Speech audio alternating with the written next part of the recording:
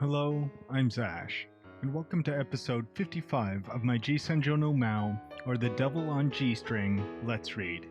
Joining me, as always, is my co-reader Faith. This episode is another short one as we wrap up Mizuha's ending. Faith and I came to the conclusion that this one might have been a result of some executive meddling or something like that, because it feels kind of tacked on and incomplete, like it was just thrown together at the last moment. Like someone in management said, "Hey, you need a tsundere character. Stick one in." And Mizuha was the result, because she doesn't really have much of a bearing on the story in any way. Anyways, please enjoy the ending of Mizuha's story. The past 2 days seemed to have taken their toll on Mizuha's father. With flaccid jowls, a never-shrinking frame, and an utter lack of confidence, he slowly but surely shovels food into his mouth. He eventually looks up, suddenly filled with resignation. I give up, Mizuha. The brandy bottle next to him was just out of his reach. In its place was an open packet of what looked to be stomach medicine. Give up?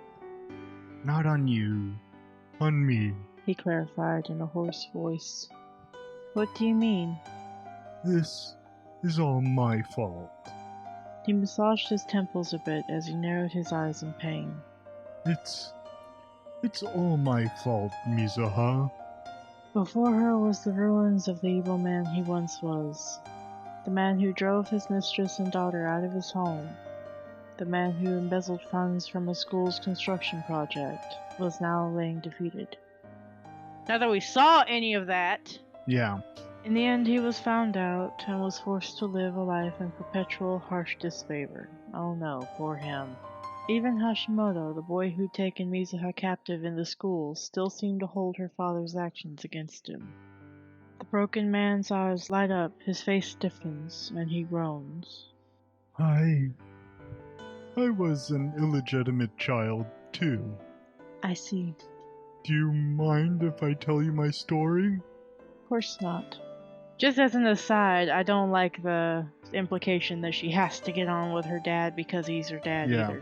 If your dad's a jackass... Stop making children play nice with their abusive parents 2016.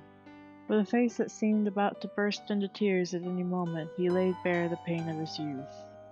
He told her that his foster parents had been worthless, terrible people. He said his biological father had run away with another woman when he was just a baby.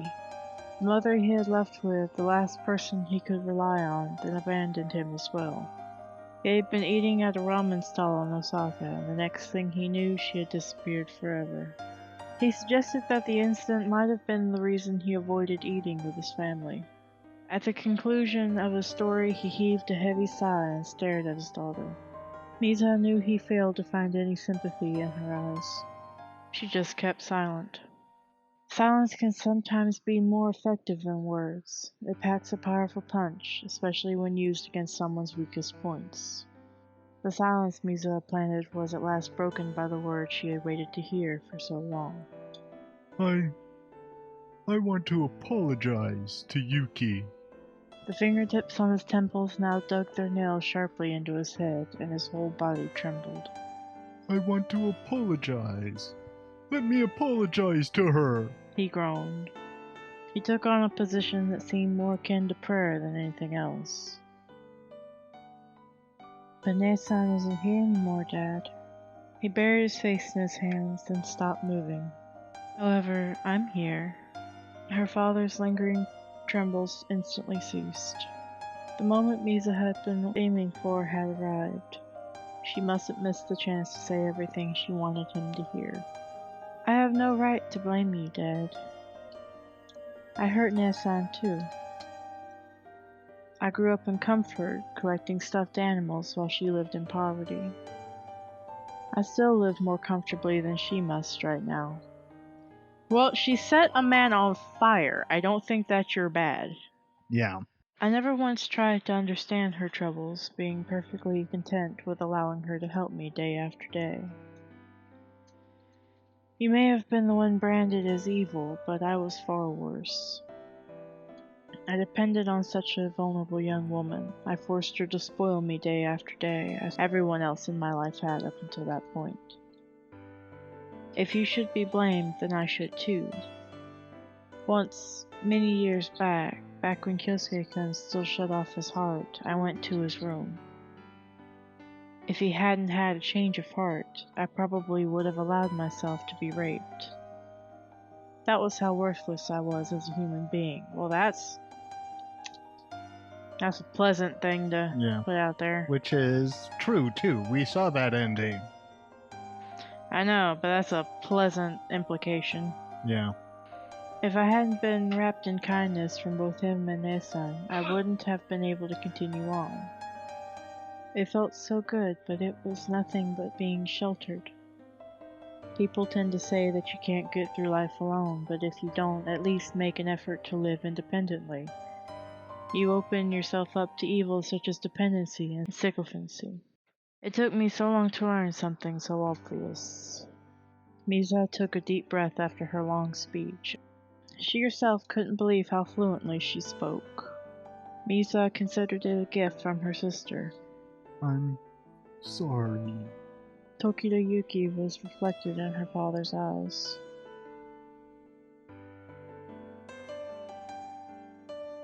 The night her father broke down in tears, Kyosuke called Mizuha and arranged to meet with her. What is it? Isn't it a little late for a date? I was hoping we could do a little stargazing. Kyosuke shrugged his shoulders. If that had been a joke, she didn't understand it. The sky was blanketed by dark gray clouds and dry snow. What is this really about? Well, there's a restaurant around here that's still open, you see. It suddenly dawned on him. It wasn't rare for him to wear a suit. This was the first time she'd seen him wear a bow tie. She'd also never seen him carry a bag like the one he held now in his left hand. Hesitantly, but in a light-hearted, joking tone, she said, "It's still too early to propose," You figured me out. he said, laughing calmly. "Your jokes are as bad as ever." Her pulse sped up, and her lips went stiff. Kosuke's grin only grew wider. See, now that's the kind of thing that makes me want the old you back. What do you mean? You used to keep quiet, even when you knew what I was about to do. You're joking, right? She laughed timidly, but his face sharpened in sincerity. Not in the least. It's what I want to do, as long as I get to do it with you. He spoke in a low monotone. It was the voice he used when dealing with his Azai Corporation business. In other words, Kyosuke was nervous. Mizuha, cornered, could do nothing but spout words of rejection. "Did you think I'd just accept?" "Wait," screamed the alarm ringing in her mind. "Think about it, it's still too early." For some reason she grew cross. "I need to focus on work. If I get married at this age, I'll just be a burden to everyone around me." Her mouth refused to stop there. "And I'm sorry to say it, but I'm not so sure I'm even right for you." At some point, Mizuha's face had reverted to the one she wore back in her high school days. "Kyosuke, for God's sake, just go back to Tsubaki. Yeah. I've caused you a lot of trouble." She didn't know how to react to her beloved Kyosuke, so she tried to get his attention by acting cold. "I may have asked you to marry me during our first time, but you don't have to feel obligated to." Kyosuke just quietly stared at Mizuha as she panicked. The snow falling on Kyosuke's long bangs filled her chest with sorrow. "Sorry, I'm going home." She turns her back to Kyosuke as if to run away. He calls out to her. His gentle arms reach out to her. When those arms embrace her, she can't help but want to bare her feelings to him and depend on him thoroughly. Thus she closes her eyes, plugs her ears, and dashes away. She doesn't remember where she ran off to after that. All she remembers is jumping onto a subway train and heading home. Not to her one-bedroom apartment in the Western District, but to her parents' home, where her father is.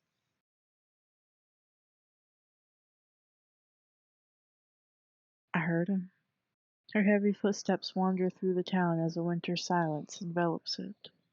Her cell phone has been ringing incessantly ever since she bolted away from Kyosuke. She hasn't been able to muster the courage to answer it yet. Huh? Her house had come into view before she even realized she was near it. The gate was covered with snow. Perhaps what she saw was only a hallucination. Perhaps the figure was real. In any case, it was staring at Mizuha's family home. It was gazing straight at the window of what was once Mizuha's room. She subconsciously straightened herself up. Nessa?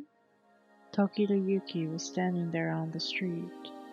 She was wearing the same red coat and black pantsuit she wore the last time Mizuha saw her. What were you doing all this time, Mizuha? It's well past your curfew. Her long, black, almost transparently thin hair was fluttering in the wind. You came back. Her sister shook her head, neither in denial nor confirmation. Confused, Mizuha looked for what to say next.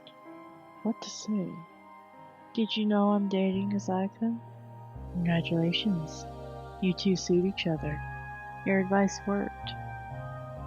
Thanks, Nissan. Yuki nodded, and as if strengthening her resolve, said, Don't you want to know what I've been doing all this time? Of course. This time I'll listen, I swear. I want to understand you, Nissan. Mizuha drew in close enough to touch her sister. The illusion had legs. It wasn't a ghost. Ghosts can have legs. Her sister really had come back. I went to see the sea. The sea? It was a long, long trip out of the country. The ocean was wide and clear, and the waves sparkled like jewels. You should have seen it. I took my mother's memento with me and walked across the beach with her. With your mother? Mizuha muttered as her chest filled with loneliness. That's why you've been missing for nearly 3 years? Her sister answered bluntly. Yeah. Sorry for not contacting you all this time. I see, Mizuha says, hanging her head down. She's lying. Mizuha's not a little girl anymore. She may not have known of her sister's past, but that answer was obviously not right. Her sister's skin was too white to have been strolling along beaches for years. Above all, Tokita Yuki wasn't cold-hearted enough to go on a trip to mourn her mother without so much as contacting Mizuha. Perhaps she really was traveling abroad. She may have even visited the sea. Nevertheless, Mizuha knew. Her sister had killed someone. I spent the past 3 years running away from the police. She had contacted Mizuha. She knew her foolish little sister would have told the police of her whereabouts. She must have decided to come back because the investigation had progressed to a point where she's cornered, with no escape. Tokita Yuki had come back to hand herself in. After looking more closely, Mizuha noticed that Yuki was thinner than the last time she saw her. Her hair looked dried out. The vast strength hiding behind her gentle smile had all but dissipated. She was shocked. Her sister had indeed killed someone. Her sister, who talked so much about the power behind words, gave in to violence and set fire to a car. She left Mizuha behind and lived a life on the run in order to protect herself. However, Mizuha just smiled. The sea, you said? That's great. Mom must have really been pleased. She wanted to stay the little girl her sister loved so dearly. Mizuha. Yuki's eyes gorged in an unfamiliar color, but the shine in her eyes that seemed capable of seeing through everything was still there. She opened and closed her mouth repeatedly, as if trying to say something and then changing her mind. Then suddenly, she let it all out. I'm sorry for leaving you alone all this time. Mizuha was happy enough just to hear those words. People would soon scorn Yuki as a cowardly murderer. They wouldn't care to understand her reasons. But no matter what society did to her sister, Mizuha swore never to blame Yuki. The crybaby in Mizuha surfaced for a moment. She sobbed a bit into her suit sleeve. Before the tears could cloud her vision of her sister's face, she couldn't help but whine a little. Did you know that I'm working these days? I'm the head of my department, and I manage a team. I'm the most successful person in my age group. Amazing, right? Yuki looked at Mizuha's attire. That's great. I barely recognize you. You know what else? Kyosuke said he loves me. He actually proposed to me just a little while ago. I hadn't even thought of marriage yet. That means he loves me even more than I love him, doesn't it? Oh, you did well to enslave that boy. He's head over heels for me. So, I'm not alone anymore. You don't have to apologize. It's all thanks to you that I'm happy now. Honey, I think you're jumping the gun a little bit because, you still have him out there on his own thinking that you left him, so... Misa didn't want to burden her sister. She wore a pained expression on her face, but her eyes were filled with a soft gentleness. And you know what else? You won't believe it, but I got Dad to apologize. Apologize? You got that guy to apologize? He was crying. He was begging to apologize to you, too. How did you manage that? I just followed your advice and talked to him and beat him with words. For a moment, Yuki looked overcome. She quickly held back her overflowing emotions and shut her mouth. Mizuha, I'm not the person you... Mizuha shook her head strongly as she wailed. The part of her brain that was still calm warned her that her sister was going to leave again. The joy from her reunion with her sister rebounded into deep sadness. I can't match you, Nessa. All this time I've tried to be like you. I've copied your gestures, your tone. I'm too dependent, so I couldn't form my own personality. I did nothing but follow in your footsteps. I failed in my responsibility to protect you. That's not your responsibility. We're sisters, remember? We should both support each other. I was always being the needy one, and for that, I'm sorry. It's fine. It's fine, Mizuha. It's not your fault, because... A teardrop poured down Yuki's slim chin. Mizuha interrupted her sister's words, something she never would have even thought of doing before. I'm sorry, Nessa. It took me forever, but I finally understood. Life had been tough on you too. You had troubles you couldn't reveal to anyone. You suffered, and then you left. I'm sorry. I failed to realize that you were the one who was all alone. That's no reason to abandon you. I just ran away. And when I thought there was nothing else I could do, I pushed Kyosuke-kun onto you. But thanks to that, he seems to have really fallen for me. Tears washed over Mizuha's smile. Yuki had begged Kyosuke to the very end for Mizuha's sake. Will you marry him then? Her sister asked. I will, she thought. Better let him know about this. Yeah, he still doesn't know this. He might have gone and found some other bitch by now. This is Kyosuke. He does kind of have hookers on speed dial. Imagine she's gonna go to friggin' prison. Yuki, we had a fight.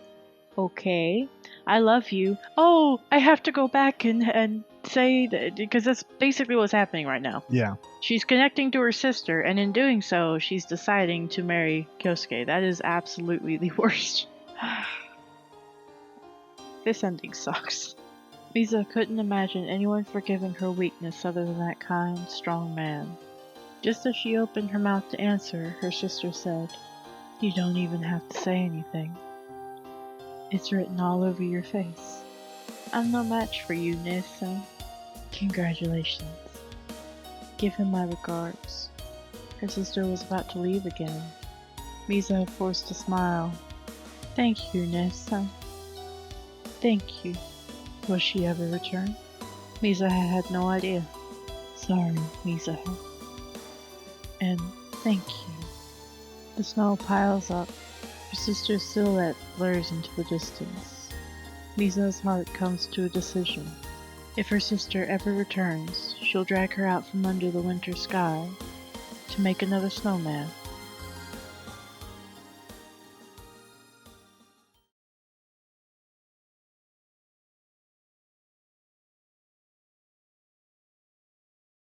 Ellipses. Megalipses. Spring. The next year. Mizuha doesn't talk about her sister all the time like she used to, but she surely hasn't forgotten her. Tokita Yuki's name caused quite a sensation last winter. However, Mizuha refused to falter. Despite being constantly slandered with talk of her rotten father and sister, she visited Tokita in prison. She came to a firm decision after one such encounter. She decided to be happy for her sister's sake as well.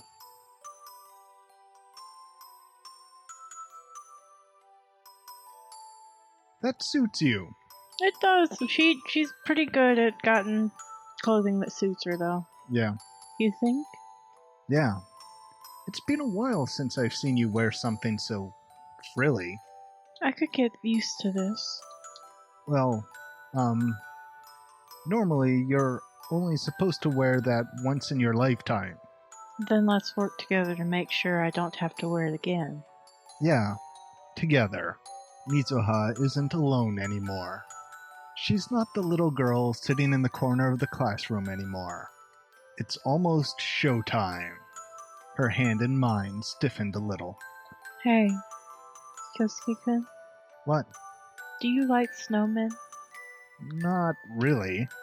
Just say you like them. Okay, I like them. The next time we make snowmen, you can join us. Oh, great. You're planning to make me do all the work, aren't you? Oh, how did you figure me out? Looks like I still haven't disciplined you enough yet. Try it if you can. All right. Close your eyes. Oh, wait, the curtain's about to rise. You really are weak against these things. Stop, everyone will see. Yeah, the Yakuza bunch will be howling. I forcefully near Mizuha's lips. I get it. Do you love me? Well, he proposed and didn't leave after you pulled that stunt. Oh, God. Yeah, Then will you marry me? that's a good one. Just let me say one thing. I couldn't wait any longer. Clapping and cheers welled up from the other side of the curtain. You know, I shut up her loud mouth. It may sound rude, but I don't need to hear those words to know what she was trying to say. A melting sensation floods my heart through my lips as I imagine our future together. that sounds unpleasant. Naturally, Tokita is there too. Hey, quit it. Her shoulders tremble slightly. Ever the adorable young girl. Hey, let me say it. Yeah. Mizuha only wanted to say one thing, Thank you. and I think we might be Got the fade out? Yes. done. Jesus. Woot! Do I even, need to express anything here?